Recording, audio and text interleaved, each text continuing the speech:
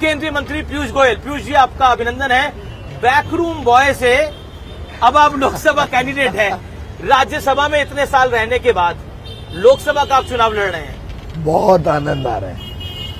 एक वर्षों तक दूसरों को लड़ाना का अनुभव तो बहुत अच्छा आया, लेकिन कैंडिडेट की साइकोलॉजी कुछ अलग ही होती है।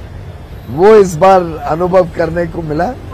मैं माननीय प्रधानमंत्री नरेंद्र मोदी जी का आभारी हूँ कि उन्होंने मुझे जनता की अदालत में जाकर, जनता के बीच रहकर, जनता के सुख सुविधा समस्या समझने का मौका दिया। लेकिन महत्वपूर्ण ये है कि जब आप तो महाराष्ट्र की राजनीति में लगातार बने हुए हैं, लेकिन अब जब ये जो लोकसभा चुनाव हो रहा है, इस राजनीति में करवाहट बहुत आ गई है।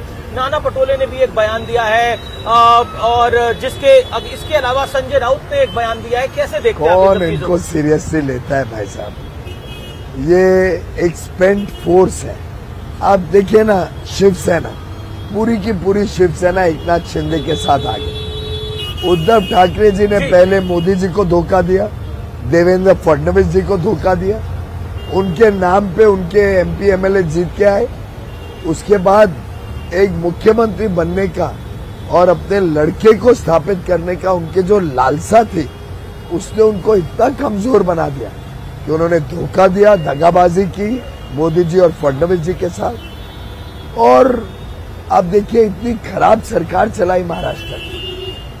एक ऐसी सरकार जिसने कोई निर्णय नहीं लिए, ऐसी सरकार जिसका मुख्यमंत्री कभी मुख्यमंत्री कार्यालय नहीं गया। और जब शिवसेना के लोगों ने महसूस किया कि ये बाला साहेब ठाकरे जी के सभी सिद्धांतों के खिलाफ जा रहा है, कांग्रेस की गोद में जाके बैठ गए उद्धव ठाकरे जी, तो पूरी शिवसेना ने तय किया कि हम इसको स्वीकार नहीं करेंगे। अब उद्धव ठाकरे जी अलग हो गए, एक स्प्लिंटर ग्रुप। तो संजय राउत को कौन सीरियस? लेकिन क्या आपको लगता है जो टिप्पणी करी गई प्रधानमंत्री को लेकर, खासतौर पर कहा था कि हमने औरंगजेब को रोका है, प्रधानमंत्री की तुलना औरंगजेब से करी गई और कब्र खोदने की बात की गई? ये माननीय प्रधानमंत्री जी पे समय समय पे अलग अलग पार्टी, अलग अलग नेताओं ने, चाहे वो मणिशंकर अय्यर हो, उन्होंने भी अभी कुछ विवादित बयान दिया।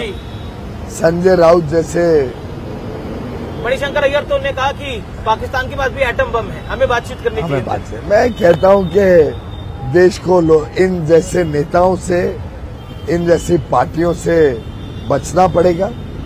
और इंडिया अलायंस के जो बड़े बड़े नेता हैं, फिर चाहे वो राहुल गांधी जी हों, उनके मित्र पक्ष के नेता, उन्होंने माफी मांगनी पड़ेगी देश से। एक के बाद एक देश को तोड़ने की बात करते हैं, देश को बंटवारे की बात करते हैं, धर्म को लड़वाते हैं, जाति के आधार पर लड़वाते हैं लोगों को। अब तो हमारे स्किन के कलर के ऊपर भी, हमारे रंग पे भी देश को बांटने की कोशिश करते हैं। क्या आपको लगता है कि राम मंदिर एक फैक्टर है 2024 के चुनाव के अंदर? हमारी आस्था का सवाल है। 140 करोड़ भारतवासियों की आस्था, हमारी इतिहास प्रभु श्री राम के साथ जुड़ा हुआ है। और प्रभु श्री राम किसी एक धर्म के नहीं है, प्रभु श्री राम पूरे देश के हैं, पूरी दुनिया के। लेकिन विपक्ष तो अभी तक टिप्पणियां कर रहा है कि ये राम मंदिर बेकार है। और इसका जवाब भारत की जनता मुंह तोड़ जवाब देगी राहुल गांधी और उनके मित्रों। उद्धव ठाकरे जी ने हिंदुत्व को त्याग दिया। उद्धव ठाकरे जी ने बाला साहेब के कहे हुए हर उस विषय को नजरअंदाज किया है जो मूलतः सिद्धांत थे शिवसेना के। राहुल गांधी जी तो बॉयकॉट किया उन्होंने प्राण प्रतिष्ठा। अब क्लेम करते हैं कि मैं शिव भक्त हूं। अब कोई उनका नेता कहता है कि नींव रखने का काम तो राजीव गांधी ने किया। तो देशभक्ति और राम भक्ति अगर इतनी थी तो राम सेतु को क्यों नहीं रिकॉग्नाइज किया? अरविंद केजरीवाल को बेल मिली है, इसको आप किस तरह से लेते हैं? सुप्रीम कोर्ट ने इंटरिम बेल दी है। कोर्ट ने तो बड़ा स्पष्ट कहा है कि मेरिट्स ऑफ द केस में गए नहीं है, केस के मेरिट्स में नहीं गए, तो उन्होंने कहा है कि चुनावी प्रचार कर सके। पर इतिहास में पहली बार ऑनरेबल सुप्रीम कोर्ट किसी व्यक्ति को इस तरह की बेल दे रहा है, ये पहली बार है। सुप्रीम कोर्ट के निर्णय पे हम टिप्पणी नहीं देते हैं साधारणतः जी, पर लेकिन अभूतपूर्व नहीं लगता आपको? सुप्रीम कोर्ट अपने आप आत्मचिंतन करे इस विषय के बारे में। जी, चलिए, तो आज का हम पूरा दिन बिता रहे हैं वोट पथ में पीयूष गोयल के साथ। इस संवाद के बाद अब बारी थी कांदीवली ईस्ट में पीयूष गोयल के रोड शो की।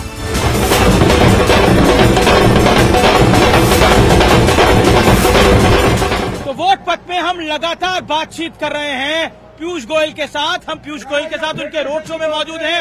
उनका नमो रथ जो है वो मुंबई, नॉर्थ मुंबई की गली गली से गुजर रहा है और अपने लिए और नरेंद्र मोदी के लिए वोटों का आशीर्वाद मांग रहा है।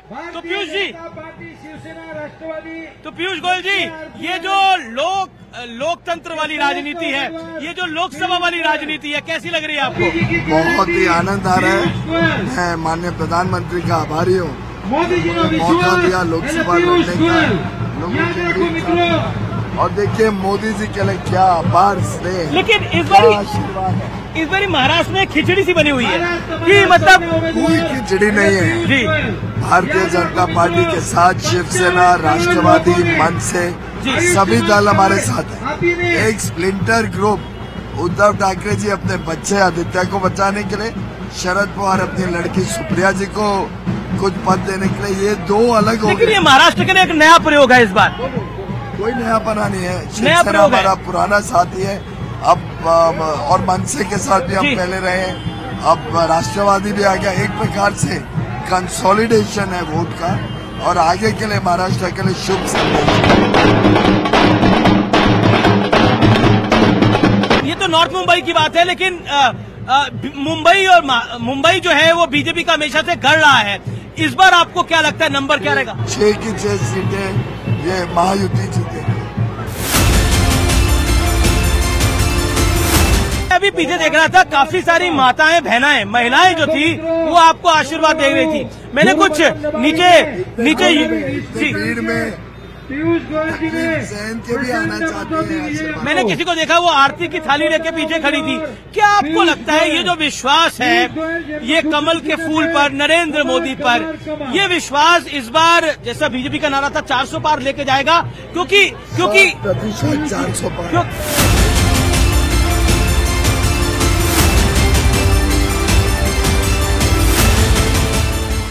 एनसीपी के खिलाफ हमेशा आपने चुनाव लड़ा, इस बार वो आपके साथ है, तो ग्राउंड पे आपका कार्यकर्ता कनेक्ट कर पाएगा पूरे महाराष्ट्र में? क्या मिलजुल के कैसे चल रहे हैं ये हमारे राष्ट्रवादी के यहाँ के नेता, शिवसेना के नेता, तो सब साथ में है इस बार? साथ में पूरी तरीके से जीता के ही लाएंगे। तो ये यात्रा आप अभी कह रहे थे, ये विजय यात्रा है? विजय यात्रा है, जरूर विजय यात्रा है। हर जगह से लोगों को एक ही है, सिर्फ मोदी जी का आशीर्वाद और हमारे पीयूष गोयल जी की विजय। हर बार तो आप बीजेपी के खिलाफ लड़ते थे, इस बार साथ लड़ रहे हैं? नहीं, हमने जब देखा मोदी जी का जो काम, जो विकास, हम लोग उनसे प्रेरित है एकदम। लेकिन शरद पवार तो दूसरी तरफ है। शरद पवार जो वो गलती कर रहे हैं। अच्छा, वो गलती कर रहे हैं 100% गलती कर रहे हैं।